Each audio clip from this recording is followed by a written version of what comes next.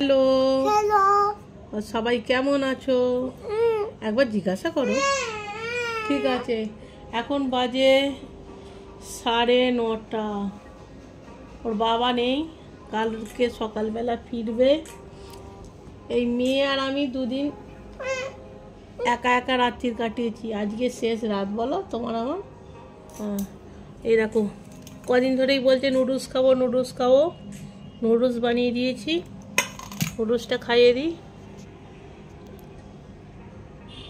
ভালো করে বলো গুড নাইট।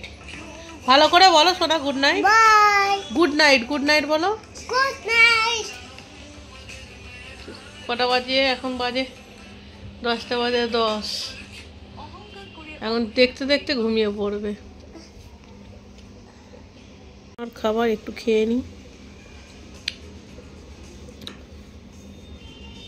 দুজনের জন্য চাও করেছি, তাও কত কান্টি হয়ে গেল। কি আর করা যাবে, ফ্রিজে যা করা যাবে। কত বাসন মেজে রেখেছি দেখো, রাত্রিবেলা বাসন রাখতে নেই। এইদিকে দেখো ফোন দেখতে দেখতে ঘুমিয়ে পড়েছে। এবারে ঠিক করে শোয়াই ওকে।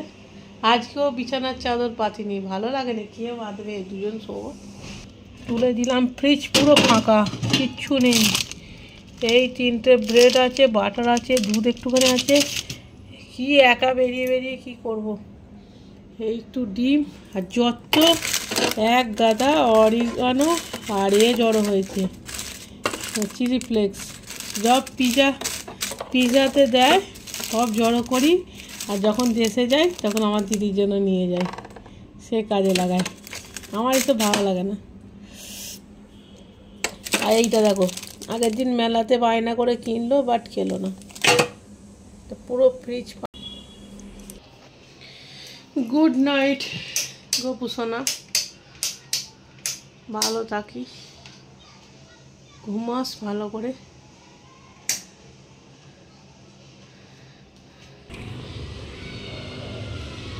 দেখো বাইরেটা পুরো শুনশান, তাও এখনো আলো জ্বলছে এখন সব।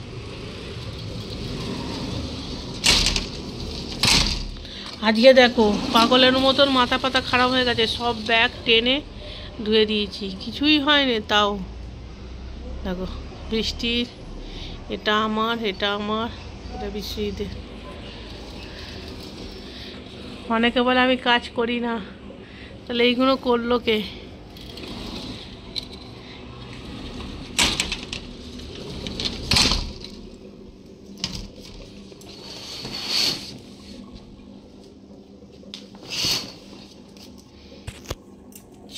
গুড নাইট, তোরা ঘুমিয়ে পড়ো।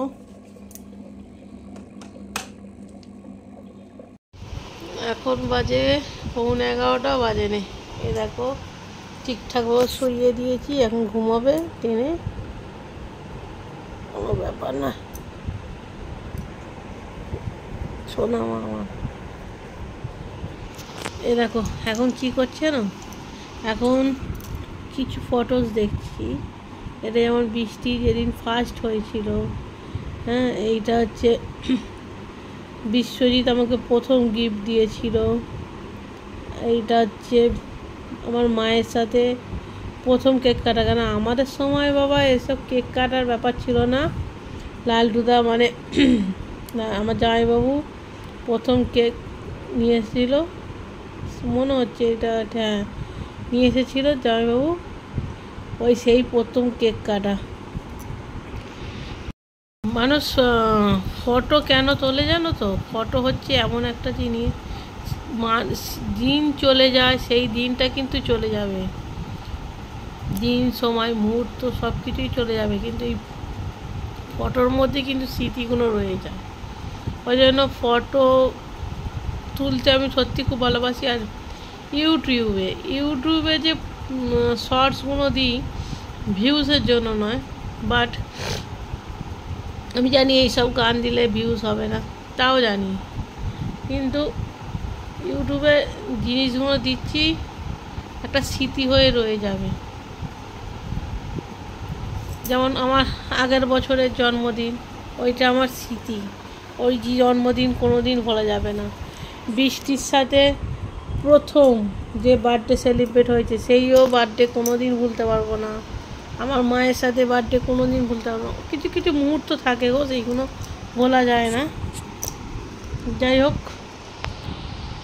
একটা কথা শেয়ার করছি। সেই একটা দিন গেছে যেই দিন আমার মা মারা গিয়েছিল। তখন বৃষ্টির 4 মাসে আমি প্রেগনেন্ট ছিলাম। সেই মুহূর্তটা এমন, দেখো আমি ছিলাম মুম্বাই, মা মারা গেছে ওয়েস্ট বেঙ্গল। ডক্টর বলেছিল যে ট্রাভেল করা যাবে না, আচ্ছা প্রচুর রিস্ক হয়ে যাবে ট্রাভেল করলে। আমার কাছে দুটোই ইম্পর্টেন্ট ছিল, মাও ইম্পর্টেন্ট ছিল, যে আসছে সেও ইম্পর্টেন্ট ছিল, কিন্তু আমি দুটোকেই ব্যালেন্স করে চালিয়েছি। তাকেও রিস্ক নিয়ে মায়ের কাছে গিয়েছিলাম, মাকেও শেষ দেখা দেখেছি। কেন, সেই মুহূর্তটা চলে গেলে আর শেষ দেখাও দেখতে পেতাম না। তাই কিছু কদিন ধরে পাগলামি করছি, ঠিক আছে, হয়তো সবার কাছে এটা পাগলামি, কিন্তু মনে যে কষ্টটা আছে, তো সেই কষ্টটা একমাত্র আমি ছাড়া আর কেউ বুঝবে না। এটা পাগলামি মনে হতে পারে সবার কাছে। আমার মেয়ে তো আমার কাছে সব সময় ইম্পর্টেন্ট, আর বাকি যারা ইম্পর্টেন্ট তাদেরকে একসাথে নিয়ে চলতে পাই। মেয়েকেও চাই, তাকেও চাই, দুজনকে একসাথে চাই। আমি আমার মেয়েকে যথেষ্ট ভালোবাসি, তাকেও যথেষ্ট ভালোবাসি।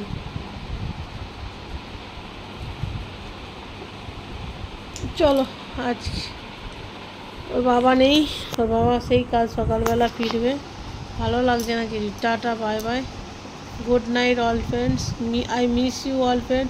আর আমার কিছু পাগলামির জন্য অনেকেই রেগে আছো, তাদেরকে বলছি সরি, এই পাগলামি আর কোনো দিন দেখতে পাবে না। চলো, কাল থেকে কিছু আমি মাথা সত্যি করে ভালো লাগছে না কিছু, আমি ফোনটা অফ রেখেছিলাম। কিছু মানুষ 1000 বার ফোন আর মেসেজ করেছে, আর তার মধ্যে হচ্ছে আমার দিদি। তোকে বলছি, তুই যে এত চিন্তা করিস, আর সত্যি সত্যি যখন থাকবো না তখন কি করবি? ওই জন্য ওই চিন্তা একটু কম কর, যা কপালে আছে হবে। আর আমার পাগলামির কারণ তোমরা কেউ বুঝবে না। তোমরা, আমি কিন্তু সবসময় হাসি আর কি করি, কিন্তু কখনো কাউকে মনে দুঃখ বুঝতে দিই না। যখন আমি একা থাকি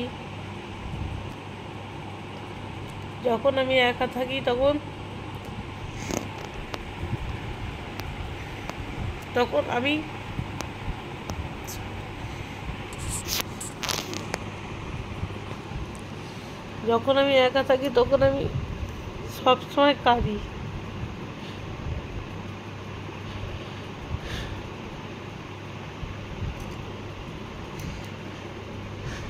জানি না কেন ভগবান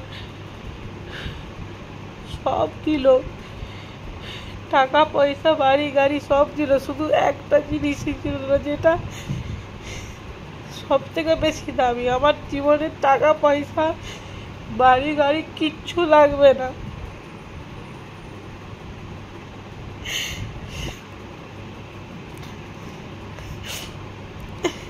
আমার মনের কষ্ট শুধুমাত্র একমাত্র আমিই জানি, কেউ বুঝবে না। সবাই শুধু একটাই ভাববে যে আমি পাগলামি করি, পাগল। চলো, আর কোনো দিন এরপর থেকে আমি আর পাগলামি আবার দেখতে পাবে না। চলো, টাটা। আর সবাইকে সরি বলছি যারা রেগে আছো। চলো।